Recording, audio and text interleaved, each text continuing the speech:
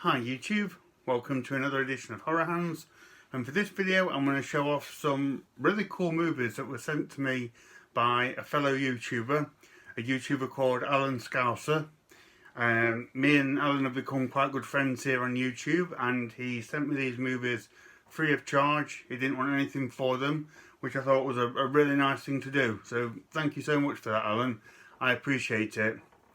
I'll leave Alan's channel in the link below, so please check out his channel, give him some support, check out his videos.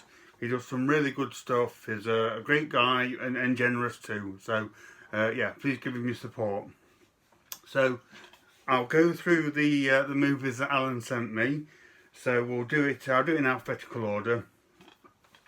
So the first thing he sent me is The Beach Girls and the Monster, which is a monster movie from the 60s. Not a great movie, I must admit. Alan, I can see why you were okay to part with this one. But it's rubber monsters running around on the beach, which for some reason appeals to me quite a bit.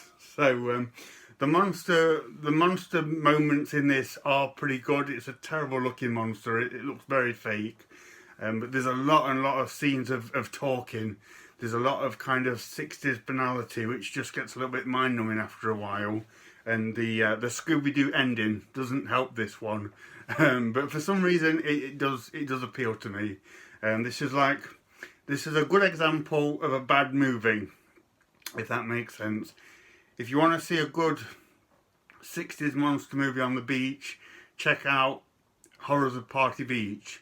Or even better than that, check out Humanoids from the Deep from the 80s. Either of those films I would recommend. I wouldn't recommend Beach Girls and the Monster, even though for some strange reason it does appeal to me. I like things like that. so anyway, this is great though. I will add this to the collection with pride. Thank you so much, Alan. That's really cool. So the next movie that Alan sent me was Hell's Kitty.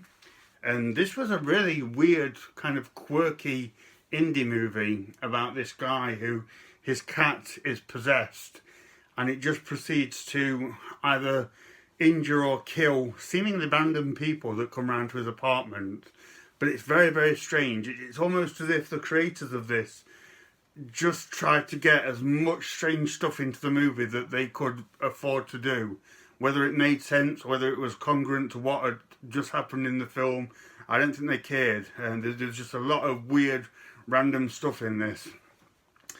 When it first started, I wasn't too sure about it, but I did actually get into this and did start to enjoy it for what it was.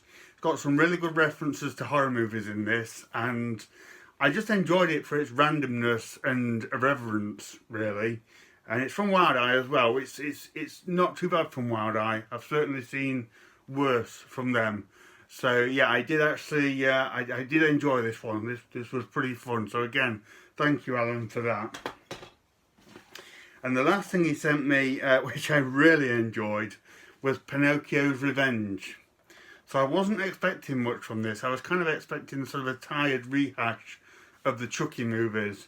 But this really goes on and does its own thing. It's got a really good story. It's quite story driven, but not to the extent where it takes away the horror elements.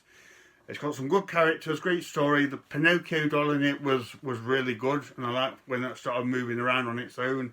It's pretty funny in places, pretty creepy, and there's a really good 90s vibe to it. Overall, this was a really good film. It took me by surprise. And this was definitely an underrated gem. So thank you so much for this, Alan. I really did enjoy this. So those are the movies that Alan sent me. Let me know, guys, if you've seen any of these movies and what you thought. Big thank you again to Alan. Check out his channel down below. Really appreciate you sending me this. So thank you very much for watching, and stay tuned for more videos.